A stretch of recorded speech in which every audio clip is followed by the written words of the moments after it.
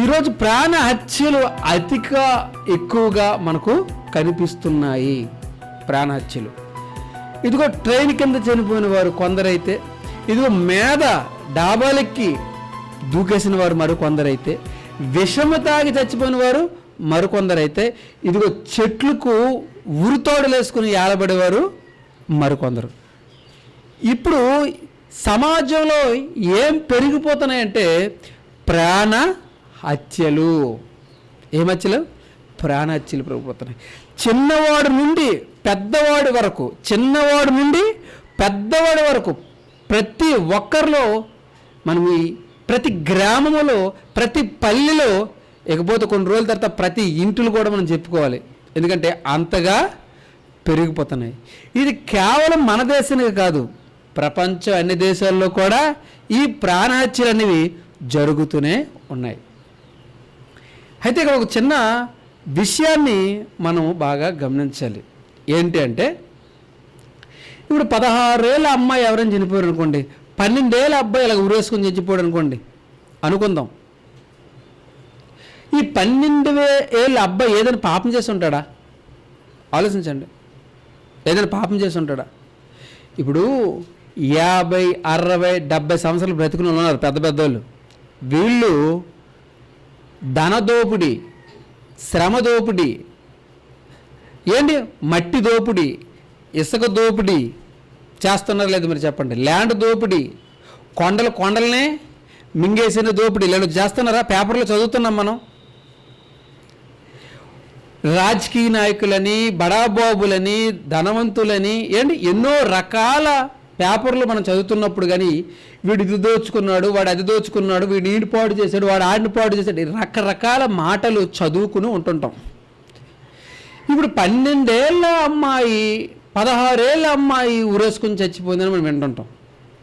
ఈ 16 ఏళ్ళ అమ్మాయిని దేవుడు కాపాడలేడా ఆ ఉరేసుకున్నప్పుడు? మీరు ఆలోచించండి. ఆ 12 ఏళ్ళ అబ్బాయిని ఉరేసుకున్నప్పుడు దేవుడు కాపాడగలడా లేడా? మీరు చెప్పండి. కాపాడగలడు కదా. ఇప్పుడు 12 ఏళ్ళు 16 ఏళ్ళ ఈ పిల్లలు ఏమైనా తప్పులు పాపాలు ఎక్కువ చేసి ఉంటారా? ఎవరిని దోచుకోవడం కానీ, ఎవరిని తినేయడం ఎక్కువ చేసి ఉంటారా? చేయరు కదా.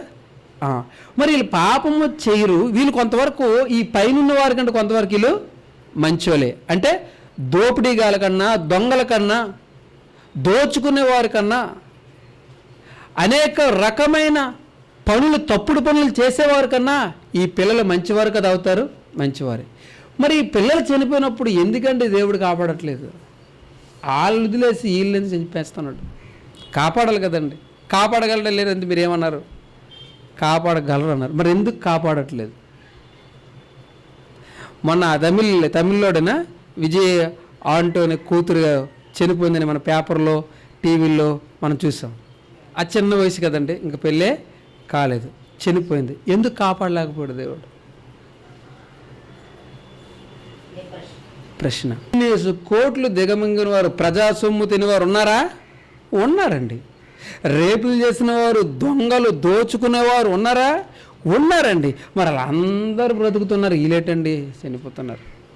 దేవుడు వాళ్ళందరిని ఉంచుతున్నాడు, వీళ్ళు ఎందుకంటే తీసేస్తానంట? చెప్పండి. అక్కడ రక్షించవచ్చు కదా. మనకు అలాగుంటుంది కదండి. ఏంటి అక్కడ కొంచెం మనసు మార్చేసి రక్షించవచ్చు కదా. మరి ఎందుకండి అలా జరగట్లేదు? ఏమవుతుంది, ఏం జరుగుతుంది అని మనం ఆలోచన మొదలు పెడితే ఏ ఆలోచనలు వస్తాయో, ఎలాంటి ఆలోచనలు వస్తాయో ఇంకా మనం ముందుకు వెళ్దాం. ఇకపోతే దేవుని పిల్లారా, మనం బాగా ఆలోచించవలసినవి కూడా కొన్ని ఉన్నాయి. వాటిని మేము ముందు పెడతాను. మనం ఈరోజు ఎక్కువగా దేన్ని విలువిస్తున్నాం చెప్పండి? డబ్బుని విలువిస్తున్నాం. మనం కొనుక్కున్న ల్యాండ్ని విలువిస్తున్నాం. మనం కొనుక్కున్న కారుని విలువిస్తున్నాం. మనం మెడలో వేసుకున్న బంగారాన్ని విలువిస్తున్నాం. అంతే కదా. విలువలు ఇస్తున్నాం. ఆ విలువలు ఇవ్వడానికి కారణం ఏంటో తెలుసా? నీ కష్టం ద్వారా వాటిని కొనుక్కున్నావు. దేని ద్వారా కొనుక్కున్నావు? నీ కష్టం, శ్రమ తీసుకున్నావు కనుక, ఆ కష్టం విలువ నీకు తెలుసు కనుక దానికి చాలా విలువ అనేది మనము ఇస్తూ ఉంటాం. చాలా విలువ ఇస్తాం. మరి నువ్వు కట్టుకున్నవి, నువ్వు కొనుక్కున్నవి, నువ్వు చూసుకున్నవి, నువ్వు తెచ్చుకున్నవి వాటికి విలువిచ్చినప్పుడు మరి దేవుడు ఏదైనా ఇచ్చాడంటే దానికి మనం విలువ ఇవ్వాలా లేదా మీరు చెప్పండి. విలువ ఇవ్వాలి కదండి, విలువ ఇవ్వాలి. వాటిని గొప్పగా చూడాలా లేదా? చూడాలి. దేవుడు ఒకదాన్ని గొప్పది అన్నాడంటే దాని గురించి మనం ఆలోచించాలి. దేవుడు సాధారణమైన ఇవ్వడు కదా, మనుషులు ఇచ్చేసినవి ఇవ్వడు కదండి. అది ఎంతో గొప్పదై ఉంటుంది. ఆయన గొప్పది అన్నాడంటే ఏం గొప్పది అంటున్నాడు ఒకసారి బైబిల్లో మత్తయి సువార్త చూడదా, మత్తయి సువార్త 6వ అధ్యాయము 25వ వచనం ఒకసారి చదివి వినిపించండి. మత్తయి సువార్త 6వ అధ్యాయం 25వ వచనం చదవండి. అందువలన నేను మీతో చెప్పినది ఏమనగా, ఏమి తిందమో ఏమి త్రాగుదమో అని మీ ప్రాణము గురించి అయినను, ఏమి ధరించుకుందామని మీ దేహము గురించి అయినను చింతించకండి. ఇక్కడ చెప్తున్నా చూడండి, ఆహారము కంటే ప్రాణమును వస్త్రము కంటే దేహమును గొప్పవి కావా అన్నాడు. ఇప్పుడు మన దేవుడు గొప్పగా చెప్తున్నాడు చెప్పండి. బంగారమా, వజ్రాల, మాణిక్యాల ఏవి గొప్ప అంటున్నాడు? ప్రాణం గొప్పది, దేహము గొప్పది. ఎందుకు ఇవి గొప్పవి? గొప్పవి ఎందుకంటే ఇవి ఆయన చేశాడు గనుక. ఏంటి? నేలమట్టుతో నరుని నిర్మించే అర్థం ఏంటండి? నిర్మించేంటి అర్థం ఏంటి? ఒక రకం తయారు చేయడం. మరి తయారు చేయాలంటే కష్టం ఉంటుందా, ఈజీ అవుతుందండి? సులభంగా ఉంటుందా, కష్టం ఉంటుంది? ఒకవేళ ఈ దేహం అనేది మనం చేస్తుంటే దాని కష్ట విలువ ఏంటో మనకు బాగా అర్థమైంది. ఎందుకంటే నువ్వు ఇల్లు కట్టుకుంటావు కనుక దాని విలువ నీకు బాగా తెలుసు. మనం కట్టుకున్న వాటి విలువలు మనకు తెలుసు. మనల్ని కట్టాడు కదండి దేహం. ఈ దేహం విలువ దేవుడికి తెలుసు, మనకు తెలియదు. మనకు వాడుకోవడం తెలుసు. ఈ దేహాన్ని ఎలా వాడుకోవాలో మనకు బాగా తెలుసు. కానీ దేవుడికి ఈ దేహం వెనక ఎంత కష్టం ఉందో ఆయనకు తెలుసు. కనుక ఎందుకు ఆయనకు తెలుసు అంటే ఆయన కష్టపడ్డాడు కనుక అంటారా, వీజీ అంటారు చెప్పండి? కష్టం. మానవ దేహము దేవుడు చేసిన పని. మానవ దేహము దేవుడు చేసిన పని. ఆ పని దేవుడిది కనుక ఆ కష్టమేట దేవుడికే, కన్న తల్లికే తెలుస్తుంది. కానీ కన్నప్పుడు నొప్పి తప్ప కన్నవాడికి ఏం అర్థమవుతుంది? ఏమి? పుట్టిన తర్వాత మగపిల్లడు ఆడపిల్లడు ఇది కష్టమేటి అడగడానికి. మగపిల్లడు అమ్మ నాకు మగపిల్లడు పుట్టాడు, కానీ ఆ కన్నమ్మ ఎంత కష్టపడింది నీడికి ఎక్కడ అర్థమవుతుంది? అలాగే దేహం చేసిన దేవుడికి అర్థమవుతుంది. దేహం వెనక ఎంత కష్టం ఉందో, ప్రాణం వెనక ఎంత కష్టం ఉందో అది దేవునికి అర్థమవుతుంది. మనిషికి అర్థం కాదు. ఎందుకంటే దేహము దేవుడే గొప్పది అంటున్నాడంటే ఆ గొప్పది ఎలా అంటున్నాడంటే ఆయన చేశాడు గనక. మీరు ఎప్పుడు 1 కొరింథీ పత్రిక 12వ అధ్యాయం 18వ వచనం మనం చదువుకున్నప్పుడు, 1 కొరింథీ పత్రిక 12వ అధ్యాయం 18వ వచనం మనం చదువుకున్నప్పుడు మన దేహం అంట ఎవరి ఇష్ట ప్రకారం చేసినట్టు ఉంటుంది. అక్కడ ఎవరి ఇష్ట ప్రకారం చేసుకున్నట్టు ఉంటుంది? దేవుడు మనకున్న అవయవములలో ప్రతి అవయవాన్ని ఆయన ఇష్ట ప్రకారంగా శరీరంలో ఉంచాడు. అంటే ఈ శరీరంలో ఏది ఎక్కడ ఉండాలో డిజైనింగ్ చేసింది ఎవరు? దేవుడు. గుండె ఎక్కడ ఉండాలని, కిడ్నీలు ఎక్కడ ఉండాలని, లివర్ ఎక్కడ ఉండాలని, పేగులు ఎక్కడ ఉండాలని, గుండె అంటే ప్రతి ఒక్క అవయవము, లోన అవయవాలు అవ్వచ్చు, బయట అవయవాలు అవ్వచ్చు, ప్రతి అవయవము ఎక్కడ ఏది ఉండాలో అని నిర్ణయించుకునేది ఎవరు? దేవుడు. మన ఇంట్లో బాత్రూమ్ ఎక్కడ ఉండాలని, హాల్ ఎక్కడ ఉండాలని, టీవీ అక్కడ ఉండాలని, కారు అక్కడ ఉండాలని ఇవన్నీ నిర్ణయించుకుంది ఎవరు? మనం కట్టుకున్నాం కనుక మనం నిర్ణయించుకున్నాం. ఈ దేహాన్ని ఎవరు కట్టుకున్నారు? దేవుడు కట్టాడు. దేవుడు కట్టుకున్నాడు కనుక దేహము, ఆ దేహము విలువ, ఆ ప్రాణం విలువ ఆయనకే తెలుస్తుంది తప్ప అనుభవించేవాడికి ఈరోజు తెలియకుంటుంది. తెలుసుంటే భలేగున్ను, ఎవడు చాలా ఉత్తములైపోతారు అందరూ కూడా, కానీ తెలియదు. ఇక మనం ఆలోచిస్తే మన దేహము దేవుని క్రియ అన్నాను, మన దేహము దేవుని పని అన్నాను. ఆయన క్రియలను ఒకసారి మనం విచారించాలి. అబ్బా, ఏంటి ఈ దేహము, ఏంటి ఈ ప్రాణము అని ఆలోచించాలి. ఎందుకంటే ఆయన పట్ల భయభక్తులు ఉన్నవారు వాటిని ఆలోచిస్తారు. ఒకసారి ఒక వచనం చదువుదాం. కీర్తన రాసిన గ్రంథము 111 కీర్తన రాసిన గ్రంథము 111 కీర్తన 2వ వచనాన్ని ఒకసారి చదవండి. 111 2వ వచనం చదవండి. 111 కీర్తన 2వ వచనం. యెహోవా క్రియలు ఎంత అంటాడు చూడండి, గొప్పవి. యెహోవా క్రియలు ఎలా అంటే, క్రియలనగా ఏమండి, క్రియలనగా ఏమిటి? పనులనగా మన దేహము కూడా ఆయన చేసిన పనే, మన ప్రాణము కూడా ఆయన చేసిన పనే, ఈ ప్రకృతి కూడా ఆయన చేసిన పనే. కనుక ఆయన పని అంటే ఎలా ఉంటుందంట? గొప్పవంట. యెహోవా క్రియలు గొప్పవి. వాటి యందు ఎవరైతే వాటి యందు ఇష్టము కలిగి ఉంటారో వాటిని విచారిస్తారంటండి. వాటిని ఏం చేస్తారంటండి? విచారిస్తారు, ఆలోచిస్తారు. అమ్మో, గొప్పవండి, దేహం గొప్పదండి, ప్రాణం గొప్పదండి, ఊపిరి గొప్ప అంటే విచారిస్తాడు, ఆలోచిస్తాడు. కానీ ఇష్టం లేనివాడికి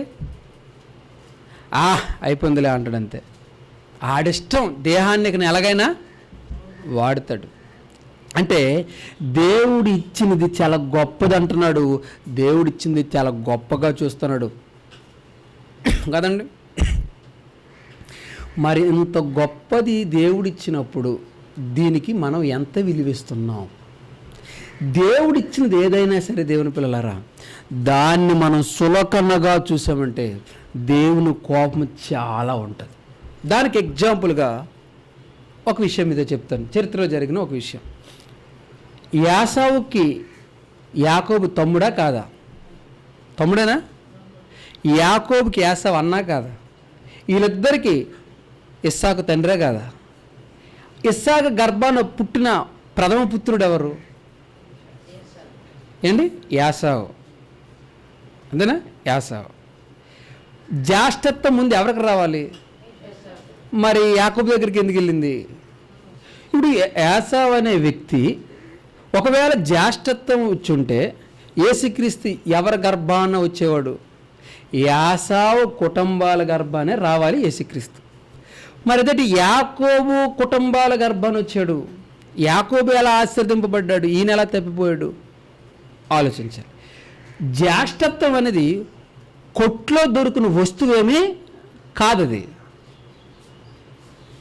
అంగడిలో అమ్మిన అంగడి సరుకులేమీ కావవి. ఎక్కడో దొరుకుతాయి లేరా, ఈరోజు పోతే రేపు వస్తుంది, ఈ రోజు ఎల్లుండి వస్తుంది, ఎల్లుండి కాకపోతే అతలోడు దొరుకుతుంది అనుకోవడానికి. జ్యేష్ఠత్వం అనేది, పెద్ద పుట్టుక అనేది, ప్రథమ ఫలం అనేది దేవుడు ఇవ్వాలి, మనుషులు కాదు. మనుషులు ప్రపంచంలో ఎవరు ఇవ్వలేరు. యాసావుకు జ్యేష్ఠత్వం ఎవరిచ్చారు చెప్పండి? దేవుడిచ్చాడు. యాసావుకు జ్యేష్ఠత్వం దేవుడు ఇవ్వడం అంటే చిన్న మాట ఏం కాదు. ఒక మనిషి పుట్టడానికి దేవుడి సంకల్పం భూమి పుట్టక ముందు ఉంది, అంతే కదా. భూమి జగత్తు పునాది వేయబడ కొనుపే మనుషుల గురించి ఆలోచన దేవుడికి ఉంది. ఎవరు ముందు పుట్టాలి, ఎవరు వెనక పుట్టాలి అనేది ఉంది ఆయనకి. అప్పటి నుండి ఆయన సంకల్పం ఉండి ఆయన అవయవ నిర్మాణం చేసి ఈయనకి కొంచెం ముందు పంపించి జ్యేష్ఠత్వం ఇస్తే ఆ జ్యేష్ఠత్వం ఎంత డబ్బుకి అమ్మాడు ఆయన? ఆలోచించండి ఒకసారి. 12వ అధ్యాయము హెబ్రీయులకు రాసిన పత్రిక 12వ అధ్యాయము ఏంటి 16-17 వచనాలు. హెబ్రీయులకు రాసిన పత్రిక 12వ అధ్యాయం 16-17 వచనాలు చూద్దాం. 16-17 వచనాలు ఇక్కడ ఏమో చూడండి. ఒక్క పూట కూటి కొర్రకు అని చూడండి. ఎన్ని పూటలు అంటండి? జ్యేష్ఠత్వాన్ని ఎంతకు అమ్మాడండి? ఒక్క పూట కూటి కొర ఎంతకు అమ్మాడండి? అంటే దేవుడు ఇచ్చిన జ్యేష్ఠత్వం విలువ ఆయనకి ఎలా అనిపించింది? జస్ట్ ఎర్ర కూర దగ్గర అనిపించింది. జ్యేష్ఠత్వం గొప్పదిగా దేవుడు ఇస్తే వీడు ఏం చేసేసాడంటే జస్ట్ కూరకు అమ్మేసాడండి. ఒక్క పూట కూటి కూరకు అమ్మేసాడండి. అబ్బా ఎంత తెలివైన చూడండి. దేహం ఉందా, పానపరాకులకు ఒకటి ఇచ్చేస్తాడు, మందుకు ఒకటి ఇచ్చేస్తాడు, సిగరెట్లకి మరొకటి ఇచ్చేస్తాడు. ఎంత చీపుకి ఇచ్చేస్తారో చూడండి వీళ్ళు, ఎంత చీపు. ఈయన కూడా అంతే, జ్యేష్ఠత్వం అవగానే ఏనికి ఇచ్చేసాడు, కూరకు ఇచ్చేసాడు అంతే. అది పెద్ద గొప్ప అంటే దాని కొరకు కష్టపడితే కదా దాని విలువ ఏంటి అర్థమవుతుంది. మరి కష్టపడలేదు, అర్థం కాలేదు, అందుకే ఇచ్చేసాడు. ఇప్పుడు దేవుడు ఏమంటాడో చూడండి, ఇప్పుడు ఏమంటాడు చూడండి దేవుడు. ఒక్క పూట కొరకు జ్యేష్ఠత్వం అమ్మివేసిన యాసావి లాంటి భ్రష్టుడు అంటాడు చూడండి. ఏమంటున్నాడండి, భ్రష్టుడు. నేను విలువైనవి నీకు ఇస్తే ఎంతకు అమ్మేశావు నువ్వు? ఏంటి మీరు విలువైన కారు ఒక 10 లక్షలు కొన్నారనుకోండి, మీ అబ్బాయికి ప్రేమించి ఆ కారుని ఇచ్చారు, నా కొడుకు కాదని. ఎంతో కష్టపడి సొమ్ము దాచుకొని దాన్ని తెచ్చి ఒక మంచి బెంచ్ కారు కొనేసి నీ కొడుకు ఇస్తే నీ కొడుకు హోటల్లోకి వెళ్ళి ఒక్క పూట కూడు కొరకు కారు ఇచ్చేసాడు అనుకోండి. ఇంటికి వచ్చి మమ్మీ కారు ఎదురా, ఆ హోటల్లో ఒక అన్నం కొరకు కారు అమ్మేసానండి అన్నాడు అనుకోండి. మీకు ఎలా ఉంటుంది? నవ్వాలా ఏడాలని కూడా మీకు తెలియదు. 10 లక్షల కారు, 10 లక్షల కారు దేనికి ఇచ్చేసారా? జస్ట్ ముద్దక. మా సైడ్ ఏదైనా సరే ఎక్కువగా ఆడవారు బంగారం వేసుకుంటారు కదండి, బంగారం వేసుకుంటారు. ఈ బంగారం ఎవరిదైనా చెరువులో స్నానం చేసినప్పుడు, నదుల్లో స్నానం చేసినప్పుడు, సముద్రంలో స్నానం చేసినప్పుడు, ఇలా స్నానం చేసినప్పుడు అనుకోకుండా మెల్లని బయటకు వెళ్ళిపోయింది అనుకోండి, అలా సముద్రంలో కలిసిపోయింది అనుకోండి, ఈ బయటకు వచ్చి ఇలాగ చెయ్యి వేసింది అనుకోండి, వెంటనే ఏడు దొరకలేదు, చైన్ దొరకలేదు, కాబట్టి తోడు దొరకలేదు. ఆమె గుండె ఎలా ఉంటుంది చెప్పండి? ఎలా కొట్టుకుంటుంది? మామూలుగా వెళ్తుంది 180లో, అంతేనా? బాగా కొట్టుకుంటుంది. ఎందుకు? విలువైన వస్తువు ఏమైపోయింది? ఇప్పుడు ఇలాగ అనుకుంటూ భయపడితే ఒకటి అనుకుంటుంది ఆ మనసులో, ఈ విషయం మా ఆయనకి ఎలా చెప్పాలరా నాయనా అనుకుంటా, అంతేనా? విషయం వెళ్ళి చెప్పినట్టునే భర్త మంచి పని చేసావు అంటాడా? ఎన్ని అంటాడండి, అంటాడా లేదా? ఒకళ్ళైతే తనకి అత్తారింటి ఆ కన్నరింటికే పంపించేస్తారు. నీకు విలువ తెలియదు, ఎలా దాచుకోవాలో తెలియదు, కనీసం జ్ఞానం లేదు, కనీసం బుద్ధి లేదు, ఎలా పెట్టుకోవాలో నీకు తెలియదు, విలువైన వస్తువులు మెడలోటి ఎందుకు వేసుకుని వెళ్ళవు ఎన్ని అంటారండి. నిజం చెప్పనా, ఓ 10 రోజులు ఇంట్లో కరెక్ట్ ఫుడ్లు కూడా ఉండవండి, ఏడుపులు గోల ఎక్కువ ఉంటుంది. ఎన్ని తులాల బంగారం ఉన్నాను? 2 తులాల బంగారంకే. 2 తులాలు అంటే ఇప్పుడు అయితే 1,40,000 రూపాయలు, 1,42,000 రూపాయలు అవుతుంది ఇప్పుడు. ఈ 2 తులాల బంగారం పోతే ఇంటిలో గోల గొడవలు, తిండి ఉండదు, పిల్లలకు కాసి భర్తకు కాసి, మరి అత్తమ్మ చెప్పకండి ఈదిలోకి వెళ్ళి ఏడుస్తుంటుంది. ఎందుకు ఏడుస్తుంటుంది? మా కోడలకు తెచ్చాడు పెట్టాడు రా, మొత్తం అమ్మేసిందిరా ఇదేనా అంటారు. కాకపోతే కన్నూరికి ఇచ్చేసిందిరా నాయన, దాచేసిందిరా అంటారు. ఇలాంటి గొడవలు అయ్యి ఎన్నో బాధలు కలుగుతాయి కదండి. ఎన్ని తులాలు అన్నాను? నేను అడుగుతున్నాను, డబ్బులుంటే మరి 2 తులాలు దొరకవా? కొట్లో బోల్డ్ కదా, 4-30 తులాలు కావాలన్నా ఉంది. దొరుకుని వస్తువే పోతే ఇన్ని కష్టాలు అని మనం అనుకుని ఆలోచించినప్పుడు అసలు జ్యేష్ఠత్వం దొరుకుతుందండి? మరి అది ఎంత విలువైనదండి? అంత విలువైనది ఎంతకు అమ్మాడండి? 1 పూట కూటుకోరు. మరి 1 పూట కూటుకోరకు అమ్మాడంటే ఇప్పుడు దేవుడికి ఏం రావాలి చెప్పండి? వస్తుందా రాదు? కోపం వస్తుంది. వచ్చిన తర్వాత ఏమంటాడు? నువ్వు భ్రష్టుడువురా అంటాడు. ఇంకోటి అన్నాడు, నువ్వు వ్యభిచారివురా అన్నాడు. అంటే నీ దేహము విలువ తెలియని వారు కదండి వ్యభిచారం అంటే. నీకు తెలియదురా. అప్పుడు దేవుడు ఆయన మీద ఎంత కోపం చూపించాడో మనకు తెలుసు. చివరికి ఆశీర్వాదం కూడా ఏమీ ఆయనకి లేదు. అంటే దేవుడు ఇచ్చినది ఒక భద్రతగా ఇచ్చినప్పుడు దాన్ని జాగ్రత్తగా చూసుకోవాల్సిన బాధ్యత మనకుందా లేదా? ఉంది. దేవుడు కొన్ని పదాలు అన్నాడు బైబిల్లో, చూద్దాం చూడండి. రోమిల్ రాసిన పత్రిక 14:20 రోమిల్ రాసిన పత్రిక 14:20 ఏముంది చూడండి. రోమిల్ రాసిన పత్రిక 14:20 ఏముందండి? భోజనము నిమిత్తము దేవుని పనిని పాడు చేయకండి అన్నాడు. దేని నిమిత్తం ఏం పాడు చేయకూడదండి? దేవుడు చేసే పనిని భోజనము నిమిత్తము పాడు చేయకండి. యాసవ్ దేని నిమిత్తం పాడు చేసుకోండి ఆయనకి ఇచ్చింది? భోజనం నిమిత్తమే అంటున్నాడండి దేవుడు. మరో మాట చూడండి, మరో మాట చూద్దాం. కొరింథీయులకు రాసిన పత్రిక, కొరింథీయులకు రాసిన మొదటి పత్రిక 3వ అధ్యాయం 16వ వచనం చూడండి. 16వ వచనం, కొరింథీయులకు రాసిన పత్రిక 3వ అధ్యాయం 16వ వచనం. మీరు దేవుని ఆలయమై ఉన్నారని, దేవుని ఆత్మ మీలో నివసించుచున్నదనియు ఎరుగురా. ఎవడైనా దేవుని ఆలయం పాడు చేసిన ఎడల దేవుని వాడిని పాడు. ఇప్పుడు దేవుని ఆలయం అంటే ఏంటి? దేవుని ఆలయం అంటే దేహము, సంఘం, అంతే కదండి.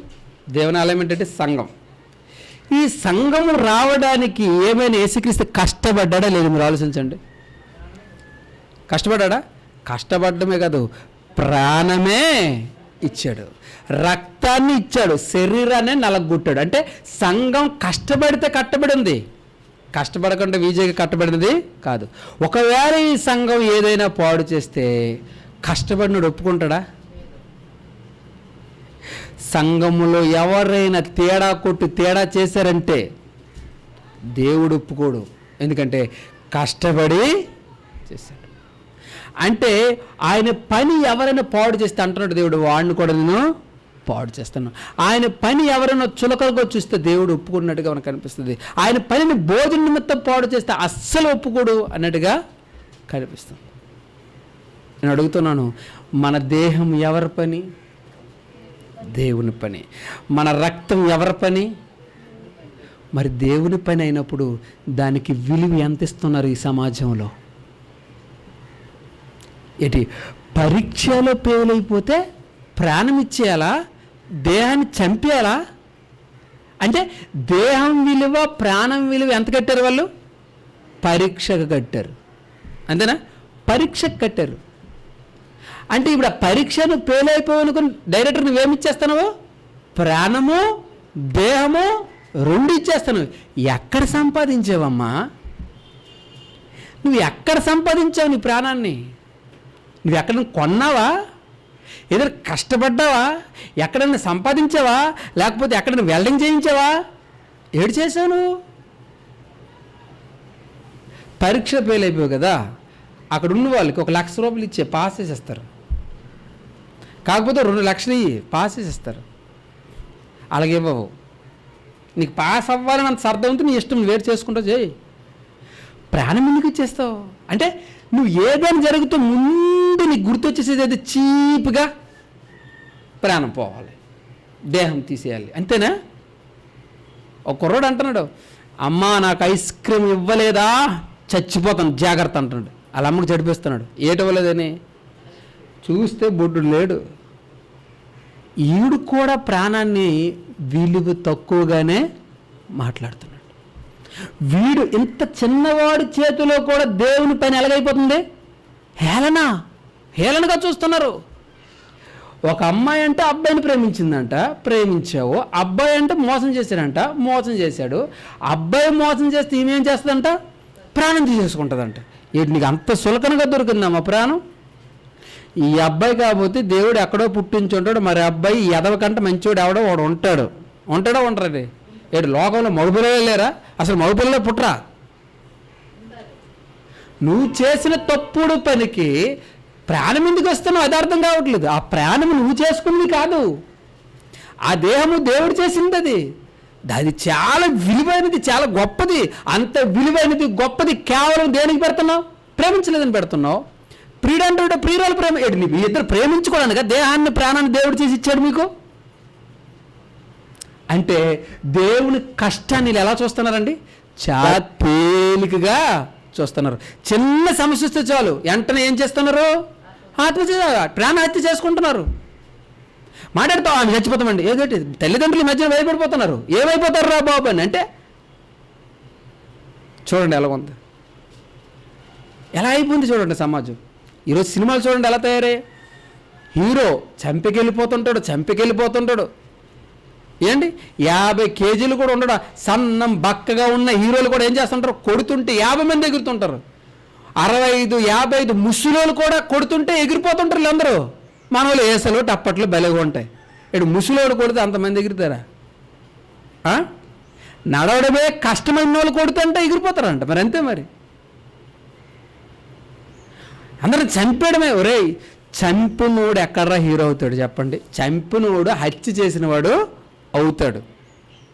హత్య చేసినవాడు ఎలాగ హీరో అవుతాడు? హత్య చేసినవాడు హీరో కాదు, ప్రాణాన్ని నిలబెట్టేవాడే హీరో అవుతాడు. డొక్కు తల పెట్టుకుని, డూప్లికేట్ తలలు పెట్టుకొని, ఏంటి అన్ని డూబు పెట్టుకొని ఆడెక్కడ్రా హీరో? బొమ్మ దాకా హీరోడు. రియల్ హీరో ఎవరో తెలుసా? ప్రాణము తీసేవాడు కాదు, ప్రాణం పోసేవాడు హీరో. కానీ ఈరోజు సినిమాలు కానీ సీరియల్ కానీ మనం చూస్తే అంత ప్రాణాలు తీయడం ఎక్కువగా కనిపిస్తుంది. రక్తం తుల్లుతుంటుందండి. అలా చూస్తుంటే చిన్నప్పటి నుండి అవి చూచి ఏమైపోతారండి పిల్లలు? వాటినే ఎక్కువగా ఇంప్రెషన్ తీసుకుంటారు. సినిమాల్లో లవ్ సినిమాలని, లైలా మోజని, దేవదాసుని ప్రాణాలు తీసుకున్న సినిమాలే ఎక్కువ పోషించారు కనుక ఇక ప్రాణ హత్యలు ఇంక ఎక్కువగానే అవుతున్నాయి. కానీ సమాజం వాడు గుర్తించట్లేదు. ఏంటో తెలుసా? ఈ ప్రాణము నేను చేసుకున్నది కాదు, ఈ దేహము నేను చేసుకున్నది కాదు, దీని విలువ ఎందుకు నేను తగ్గించాలని ఆలోచన ఎవరిలో రావట్లేదు.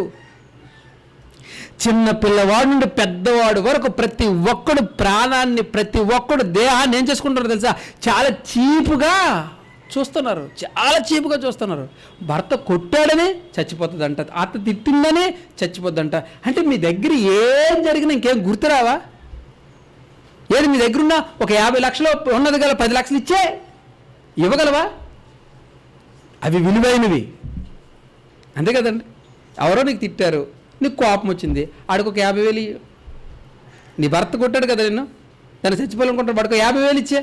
అమ్మ అలగవదు, అది విలువైనది, అది బ్యాంకులోనే ఉండాలి. విలువ తక్కువేది దేహము, మరణము. మీ అత్త తిడుతుంది, 1 లక్ష రూపాయలు వేస్తే దాని పేరు మీద, మరి జీవితంలో తిట్టకమైనది నీకు. కాకపోతే 3 తోలు తీసి మేళ్ళ పడే అబ్బా అని పొగుడుతూనే ఉంటుంది. అది మాత్రం నీకు చాలా కష్టం. కానీ ప్రాణం తీసుకోవడం మాత్రం చాలా ఈజీ.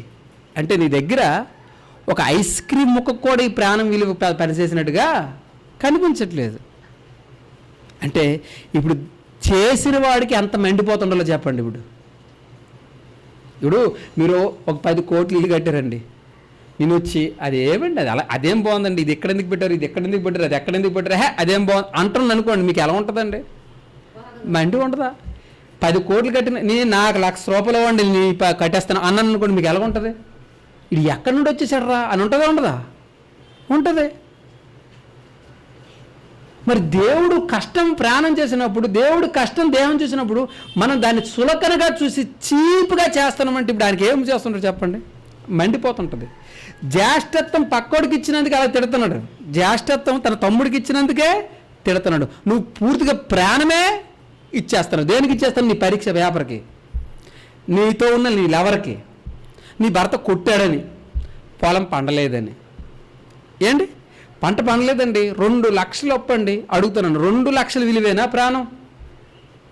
ఒక విషయం చెప్పనా మీకు, అడుక్కోవడానికి వెళ్ళండి. అడుక్కోవడానికి వెళ్తే 100 రూపాయలు వేసినోడు ఉంటాడు, 50 రూపాయలు వేసినోడు ఉంటాడు, 200 వేసినోడు ఉంటాడు, ఇంకా బంచోడైతే ఒక 500, 1000 రూపాయలు ఇస్తాడు, అంతేనా? కానీ మీరు ప్లేట్ పెట్టుకుని నాకు ఒక కిడ్నీ దానం చేయండి అయ్యా అని అడగండి. నాకు కిడ్నీ ఇవ్వండి ప్లీజ్ అయ్యా, నాకు కిడ్నీ ఇవ్వండి అనగడం మీరు అడగండి, ఇస్తారా? అయ్యా నా ఊపిరితిత్తులు పోయాయ్యా, కొంచెం ప్లీజ్ సార్ ప్లీజ్ ఊపిరితిత్తులు ఇవ్వండి ఇస్తారా? సార్ నా గుండె బాగా కొట్టుకోవట్లేదు సార్, కొంచెం ప్లీజ్ కొంచెం ఒక్క గుండె ఇవ్వండి సార్ అని అడగండి. మీరు ఇస్తారా? తంతారా? పట్టుకొని తంతారు. ఏ ఊరు నుండి నువ్వు వచ్చావు అనుకోండి, ఏ ఊర్రా నీది అని అంటారు. ధనాన్ని ఇవ్వగలరు, అవయవాలు ఇవ్వలేరు. నువ్వు కాశీ నుండి కన్యాకుమారి దాకా నువ్వు ఎక్కడికి వెళ్ళినా అవయవాలు ఎవ్వడు కూడా ఇవ్వడు. చచ్చిపోతే ప్రేమ ఉన్నోళ్ళు ఇస్తారు తప్ప చావక ముందు నువ్వు అవయవాలు ఎవరికి అడిగినా ఎవరు, ఎందుకంటే వాటి విలువ చాలా ఎక్కువ. ఎందుకంటే అది కొట్టుల మీద కొనుక్కునే సరుకు కాదు గనుక. మరి అవయవాలకే అంత విలువ ఉన్నప్పుడు ఆ అవయవాలు పని చేయాలంటే ఏముండాలా? ప్రాణం ఉండాలా. మరి ఆ ప్రాణం ఎంత విలువ ఉంటుంది చెప్పండి? ఎంత విలువ ఉంటుంది ఆ ప్రాణం? ఎంత విలువ ఉంటుంది? అది అంత గొప్పదే ఉంటుంది. చెప్పండి చెప్పండి, ఎంత గొప్పది? ఈ బంగారంకి విలువ ఇచ్చేది పోతే దొరుకుతుంది, కానీ నీ ప్రాణానికి విలువ ఇచ్చేవేదని రోజు అంటే దేవుడిచ్చిన ప్రాణానికి, దేవుడిచ్చిన దేహానికి విలువ ఇవ్వనడు చిన్నోడైనా పెద్దోడైనా పోవాల్సింది ఇంకంతే. ఆడెందుకు పాపం చేసిన బతుకుతున్నాడు అంటే ఆడు నిజంగా ప్రాణానికి కొంచెం విలువేస్తున్నాడు. ప్రాణమా సుఖించావు అంటున్నాడు, అంతేనా? ప్రాణాన్ని ఏం చేసుకుంటున్నాడు? దేవుడిచ్చిన ప్రాణాన్ని ఏం చేసుకుంటున్నాడు? ఏదో రకంగా సుఖపడమంటున్నాడు. తర్వాత ఉన్నది భజన పక్కన పెడతాం అది. కానీ భూమి మీద ఉన్నవాడు ప్రాణానికి ఏం చేస్తున్నాడు? విలువిస్తున్నాడు. ఈ అమ్మ ఏం చేస్తుంది? విలువ తీసేస్తుంది. విలువ తీసిన వారు ఉండరు, విలువిచ్చిన వారు భూమి మీద ఉంటారు. ఎందుకు వీళ్ళు చచ్చిపోతున్నారు? దేవుడు ఎందుకు కాపాడుతాడు? ఇంకా ఆయన ఇచ్చిందని వీళ్ళు ఎలా చూస్తున్నారు? చిన్న పిల్లడు కూడా ఎక్కిరించినట్టుగా ఎక్కిరిస్తుంటే ఇంక ఎలాగుంటుంది చెప్పండి? నీ ధనం గొప్పది, నీ బంగారం గొప్పది, నీ భూమి గొప్పది, నీ ఇల్లు గొప్పది, నువ్వు కొనుక్కున్న కారు గొప్పది, నువ్వు అన్ని కొనుక్కున్నవని గొప్పవి అంటున్నావు. మరి ఆయన చేసినవి గొప్పవి కదా? నీ ప్రాణం గొప్పది కాదా? నీ దేహం గొప్పది కాదా? ఆ దేహంలో ఉన్న అవయవాలు గొప్పవి కదా? అంత గొప్పవి చేస్తే దానికి ఎప్పుడైనా గొప్పగా చూసావా నువ్వు? ఇంత రవ్వ ఏదైతే చాలు, అమ్మా నాన్న బాయ్ ఇదిగో చివరి లెటరు అనుకుని చచ్చిపోతావా?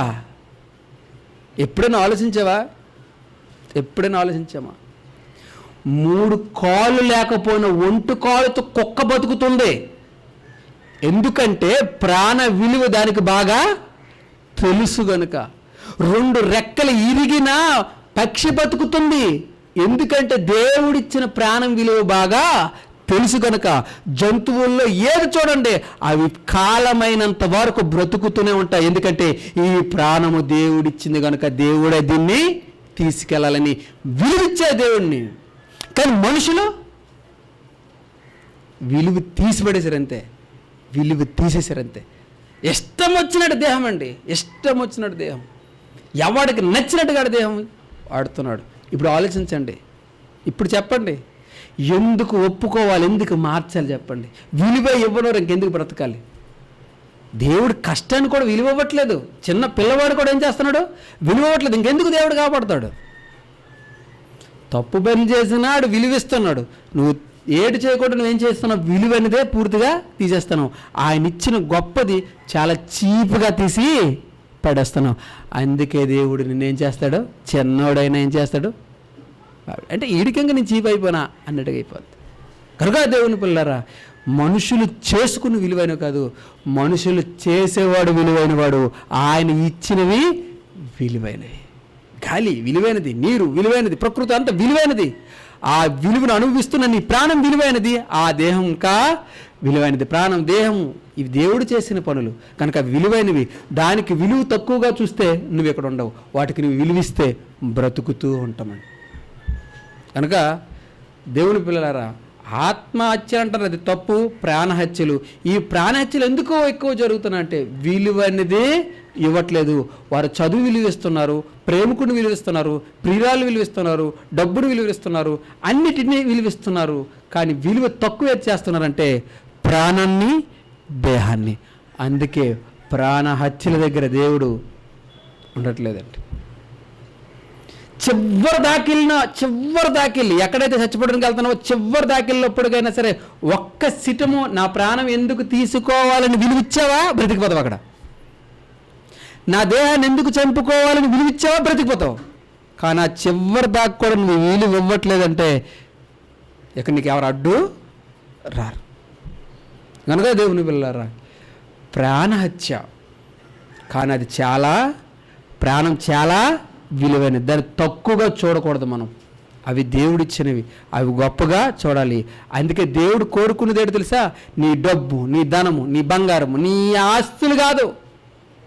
ఆయన ఏం కోరుకున్నాడు?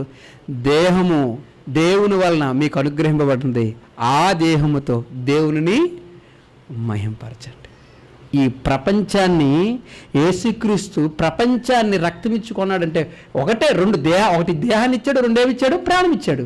ఈ రెండు ఎంత విలువైనవంటే ప్రపంచాన్ని రక్షించే పాపం నుండి అంత విలువైనవి కనీసం ఏనికి పనికి రాకుండా విలువ తక్కువగా చేస్తున్న మనుషులకి దేవుడు ఎలాంటి కాపాడుతాడు. కనుక దేవుని పిల్లరా, ఈ విషయాలన్నీ మీరు బాగా ఆలోచించండి. మనకు వచ్చిన కష్టాలు గొప్పవి కాదండి, మనకు వచ్చిన కన్నీళ్ళు గొప్పవి కాదండి, మనకున్న అప్పులు గొప్పవి కాదండి, మనకున్న భూములు గొప్పవి కాదండి. దేవుడు మనకిచ్చినవి గొప్ప. భూములు దేవుడు ఇచ్చాడా లేదా అవన్నీ పక్కన పెడతాం. దేహం అయితే 100% దేవుడిచ్చాడు, ప్రాణం అయితే 100% దేవుడిచ్చాడు. కనుక దీనికి ముందు మనం విలువనిద్దాం. ఈ విలువ అర్థమైతే ఆటోమేటిక్గా దేవుని విలువ కూడా మనకు అర్థమవుతుంది. ఈ విలువే అర్థం కాకపోతే వీటిని చేసినోడు విలువ అని జీవితంలో కూడా అర్థం కాదు.